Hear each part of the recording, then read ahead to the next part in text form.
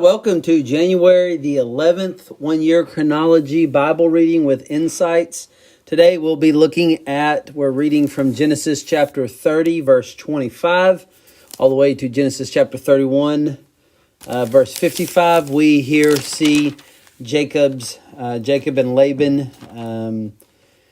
interacting with each other, and how how Yahweh basically makes sure that the very promises that have been made, even to Jacob, about protecting him. You can see God's hand, his providential hand, all over this whole entire text, that the promises God makes, he brings to fruition. And you're going to see basically the unsavory character of Laban. And it once again is, it is great discipline for Jacob, as he had that same kind of character himself in the past. But slowly but surely, Jacob is going from wanting more than just the blessing, but wanting the blesser, wanting more than just the goodies, but wanting God. And you see God slowly transforming Jacob. But we see a bigger theme going in here, because the hero of this text is not Jacob at all. It's really the Lord. The Lord is doing all this. And what a great book for Israel to know about, and to know this passage, and to see how the God of Abraham, the God that they have their descent from, is the same God that brought Jacob out from Laban, is the same God that brought them out from Pharaoh. And even if, many would say that some of these stories, recorded by Moses, but were passed down and were still among the children of Israel in Egypt. So what even any of the oral story of how Jacob left Laban would give great faith to them during the 400 plus years in Egypt, to know that is when they were becoming oppressed by Pharaoh, that they could be delivered just as Jacob was delivered. So if that's true, what a great testimony of God's faithfulness. But let's look at Genesis chapter 30 and verse 25. It says, "As soon as Rachel had borne Joseph, Jacob said to Laban, 'Send me away that I may go to my home, my own home, and my own country.'" So Jacob says, it's time for me to go back. God has made me a promise. I need to go back to the land of Canaan. That's where I belong. That's where the promise. I've got wives. Let me go. Give me my wives, my children, a lot of children, for whom I shall serve you, that I may go, for you know the service that I have given you. He's saying, like, I've served you a long time. I've done you well. But Laban said to him, "If I have found favor in your sight, I have learned by divination that the Lord has blessed me because of you." Two things. This kind of reveals, some of Laban's theology. Laban was, still, he's pagan, worship false gods. But he was right that Yahweh has blessed him because of you, because of the promise, not because of Jacob as himself, but because of the promise that's coming through Jacob's line. "Name your wages, I will give it." Jacob said to him, "You yourselves know how I served you, and how your lost livestock has fared with me." Laban knows that his livestock have been blessed. He's been multiplied. Everything that Jacob has put his hands on has been multiplied. "For you had little before I came, and it has increased abundantly. The Lord has blessed you wherever I turned. But now, when shall I provide for you for my own household also?" He said, "What shall I give you?" And Jacob said, "You shall not give me anything if I will do this. If you will do this for me, I will again pasture your flocks and keep it. Let me pass through all your flocks today." And by the way, when you start reading about what Jacob says his wages will be, this is what God told him to do. When you read in the text of chapter 31, God tells him in chapter 31 in verse 7, he says this, he said to me, "The spotted shall be your wages, then all the flock bore spotted. And if he said, the stripes shall be your wages, then all the flock bore stripes. Thus God has taken away the livestock of your father and given them to me. And the breeding of the flock I lifted up my eyes and saw in a dream that the goats that mated with the flock were striped, spotted, and mottled. And the Lord God said to me in a dream, Jacob. And I said, here I am. And he said, lift up your eyes and see. All the goats that mate with the flock are striped, spotted, and mottled. For I have seen all that Laban is doing to you. So, I'm not really sure if this is as deceptive as what we all think it is. We'll keep going through the passage and kind of see if we can get an understanding. So he says, let me pass through the flock today, removing from it every speckled, spotted, and black lamb, and the spotted, speckled among the goats, and they shall be my wages. So basically, if you're understanding what basically Jacob says is, take out, Laban, all the speckled, spotted, speckled, spotted, and because Jacob already knows in chapter 31, in verse 12, God had, in a dream, God had said that's going to be yours. So he basically says, okay, Laban, let's take these out. That way, you know that any of those that get produced from when I'm dealing with your animals, those will be mine. Laban over here is kind of thinking to himself, cha-ching, because because it would seem that Laban probably has more, like white, black, more solid color. So solid color animals. So if Jacob's basically saying, hey, I will start to breed your black, white, your solid colors. And if there's any, spotted or speckled, I could say, and basically if there's any, spotted or, speckled, he's just saying, that's going to belong to Jacob. So for Laban, he had to have thought, okay, wait a minute. If I've got a lot of white and black, I've really got solid color, and then I'm going to let Jacob start to breed these. All these are going to produce is just, the solid color, and that's going to be mine, Laban's, But so Jacob, God is going to, through the process, you're going to see that basically there must have been some, if some of these solid color animals had produced some of these spotted and speckled, that means there must be a recessive gene in some of these white and black. Although, yes, they would produce, solid color, but solid color could have a recessive gene. So this is actually God's, by God's grace and providence. So it wasn't as hocus pocusy as people make it out to be. So it says, so my honesty will answer for me later when you come to look at my wages with you.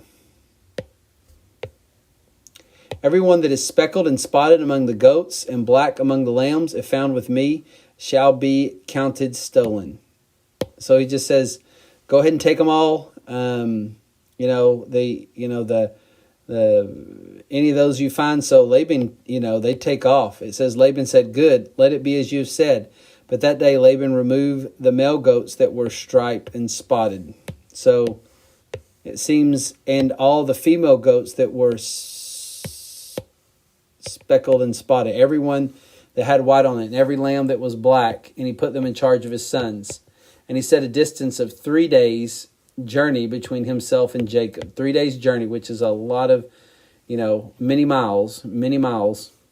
And Jacob's pastured the rest of Laban's flock. So basically all the, spotted and speckled, get taken over here, with Laban's sons,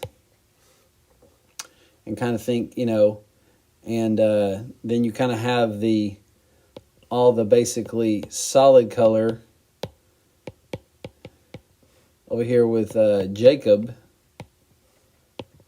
And there's kind of basically a 3-day journey, between them. So there's no threat of these, spotted, these spotted and speckled. I know I spelled that really bad.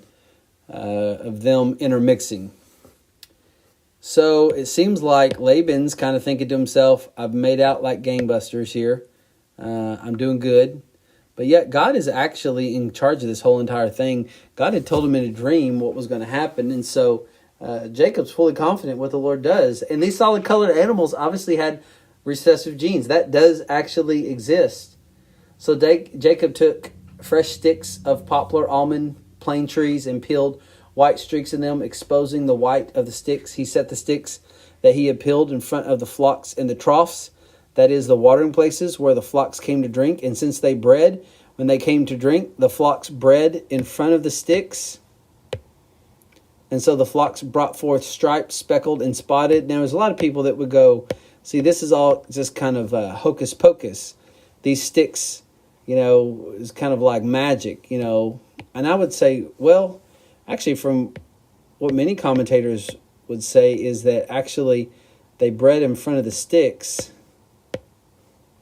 That breeding in front of the sticks was, that these were in the, were a source of, it wasn't that these were just magically making them have those spots, that the sticks could have had properties that made fertility properties in it, also could have been a distraction, also could provide extra nourishment so that those sticks were put in when certain animals with the recessive genes were near it. And so, this wasn't like a hocus pocus kind of thing. And Jacob separated the lambs and set the faces of the flocks towards the striped and all the black in front of Laban, in the flock Laban. And he put his own droves apart and did not put them with Laban's flock. So basically there's these flocks with the recessive gene, it seems like, were, and it seems like God revealed that somehow.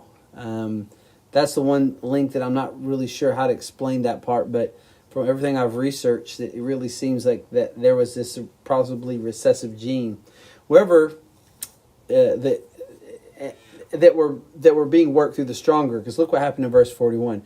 Whenever the stronger of the flock were breeding, Jacob would lay the sticks in the troughs before the eyes of the flocks, not as a magic thing, but as either some kind of distraction. As the females are eating, the males are coming behind them, that they might breed among the stalks. There's some commentators that among the sticks, some would say that these sticks would either, they would kind of be like a distraction and would allow these females while they're eating for the males to have a lot easier time, mating, with them being more kind of, I guess you could say like caught in the headlights of the sticks. Someone said these sticks actually have some, mating properties in them. But it seems like whenever the stronger the flock were breeding, Jacob would lay the sticks in the troughs. But for the feebler of the flock, he would not lay those sticks. So either they were a distraction or they had some kind of mating, aphrodisiac, or whatever properties to it. So the feebler would be Laban's and the stronger Jacob's. And it seemed like possibly the recessive gene in some of these single-colored were the ones that were stronger. Thus the man increased greatly and had large flocks, female servants, male servants, camels, and donkeys. So Jacob is increasing, not because of anything that's great about Jacob. It's because God is preparing Jacob to return back to the promised land. And as Jacob returns back to the promised land, having more flocks would allow him to, the people of the land to realize, okay, wait a minute, like there's something great about this Yahweh. He's going to be able to offer some of them to show Esau that he's repentant. This spreads the fame of this covenant God Abraham. This also gives him, strength in the promise that God said, I would bring you back. I would bring you back with much. So verse 31. Now Jacob heard the sons of Laban were saying, Jacob has taken all that was our father's, and for what was our father's he has gained his wealth. That's true, but yet, Laban actually tried to deceive Jacob so many times. And Jacob saw that Laban did not regard him with favor as before. And the Lord said to Jacob, return to the land of your fathers, to your kindred, and I will be with you. So Yahweh says, time to go back to Canaan. Go back, no longer be here anymore. The purposes are fulfilled. So Jacob sent and called Rachel and Leah into the field where his flock was, and he said to them, I see that your father does not regard me with favor as he did before, but the God of my father has been with me.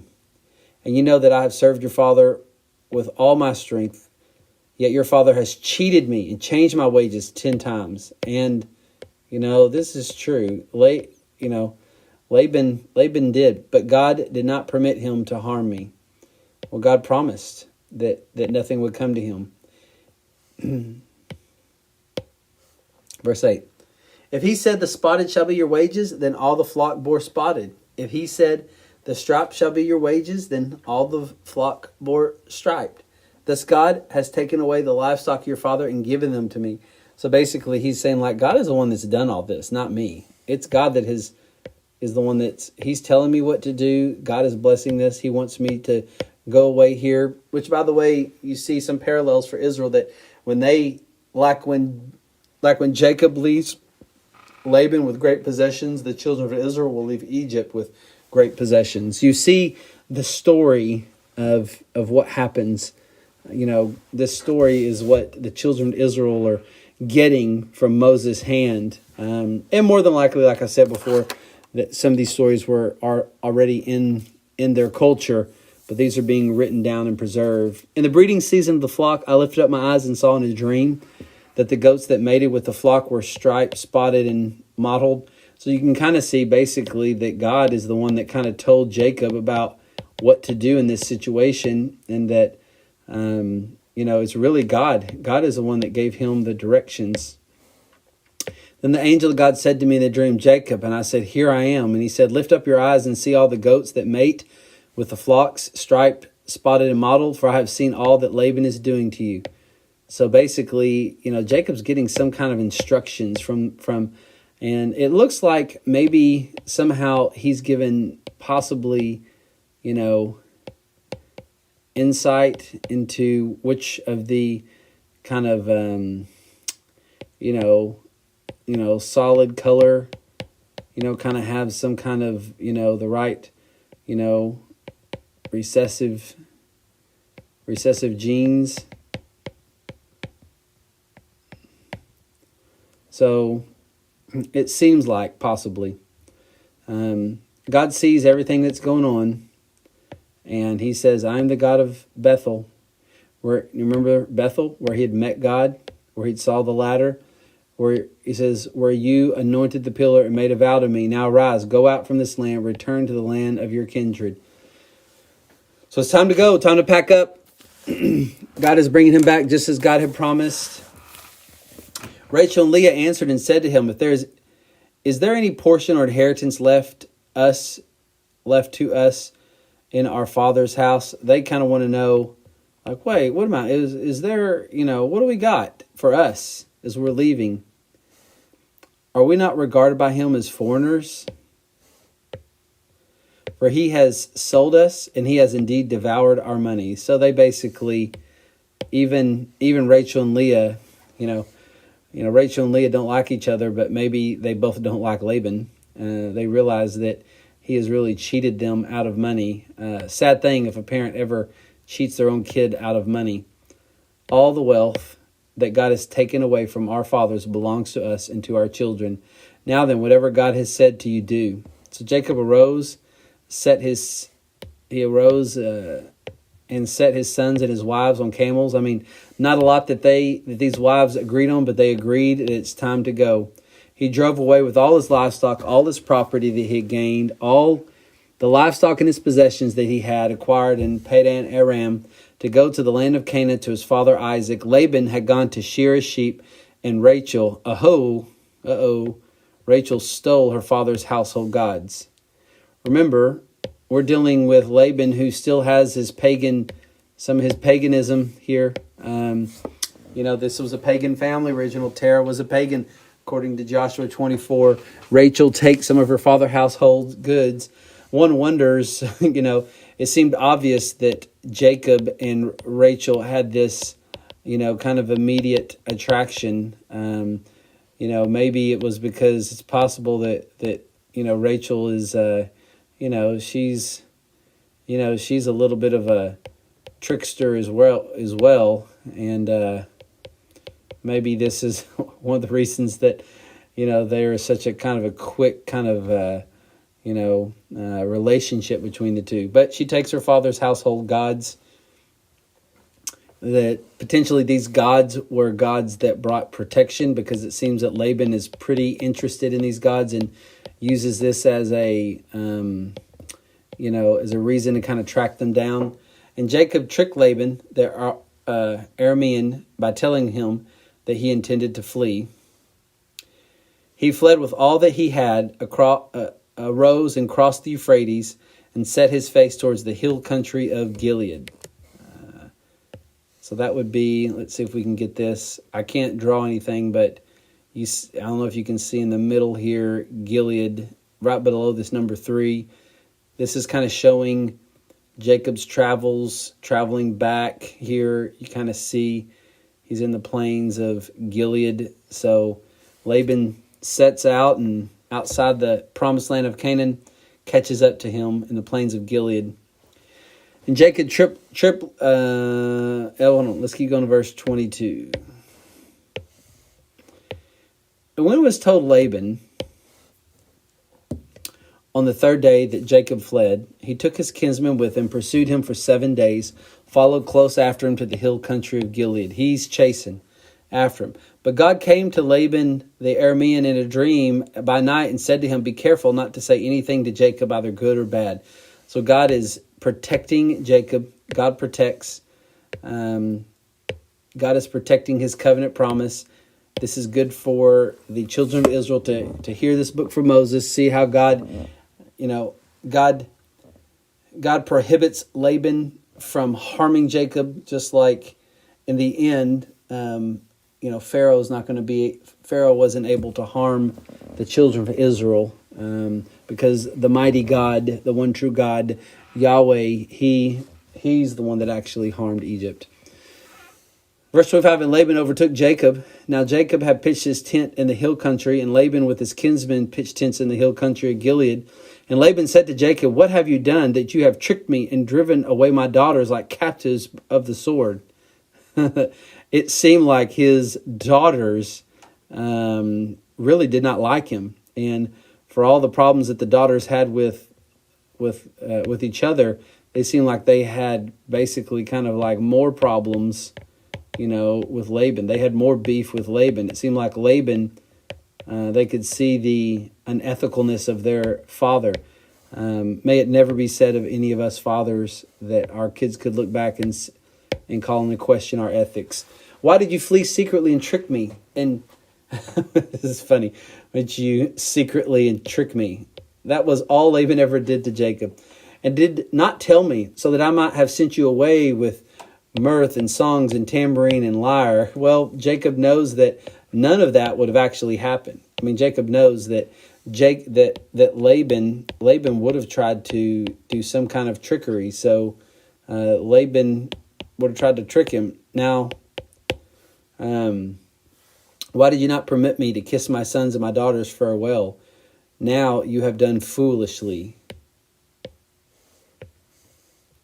It is in my power to do you harm. It is in my power to do you harm. Well, actually, I would say no, because God had already warned him. And try to go against the one true God and see what happens. So it's kind of like any power. That's what Jesus said. Like any power, you don't have any power over me. Any power you have, it's given from above. But the God of your fathers spoke to me last night, saying, "Be careful not to say anything to Jacob, either good or bad." So he's getting this right. And now you have gone away because you long greatly for your father's house. But why did you steal my gods? Oh, that's a good one.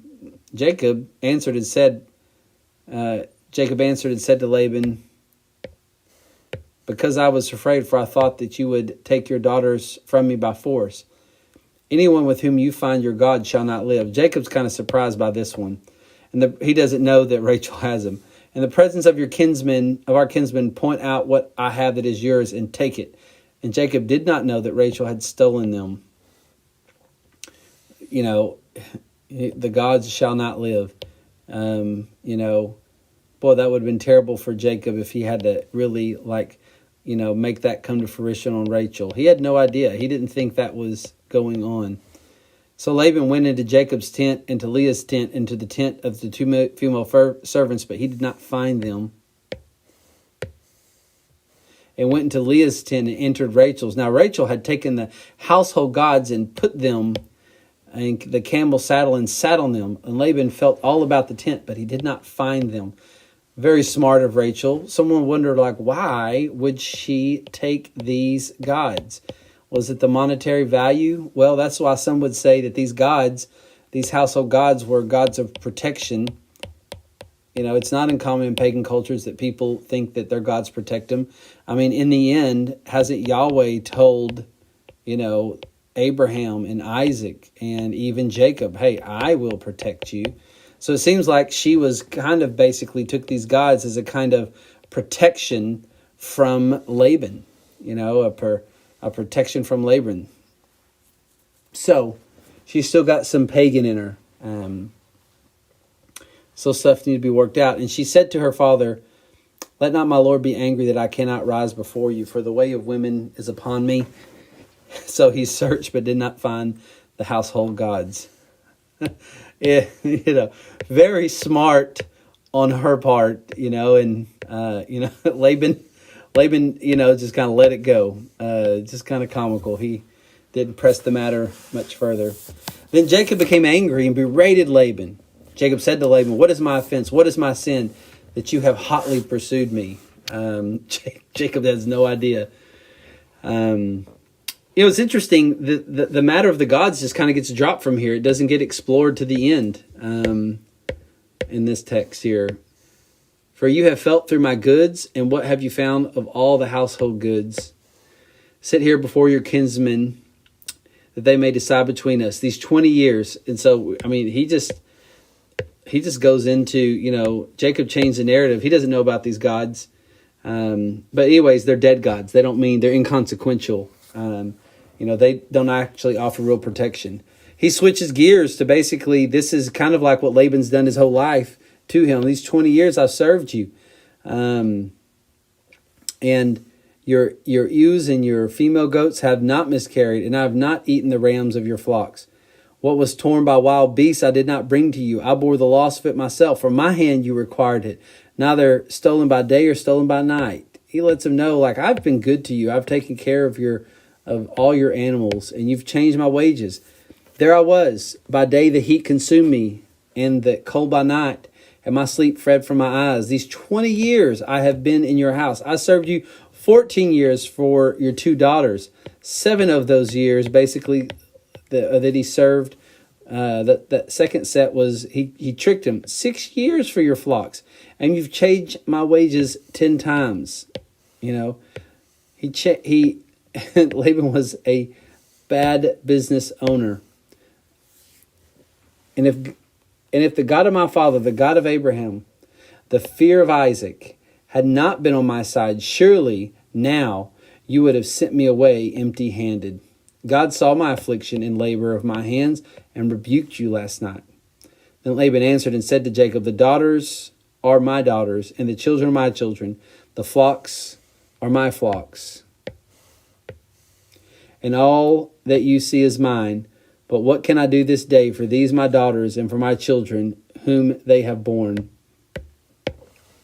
Come now, let us make a covenant, you and I, and let it be witness between you and me. So they make a covenant, basically, that they're not going to cross sides, that there's going to be no, Jacob is not going to retaliate towards Laban, and Laban the same thing.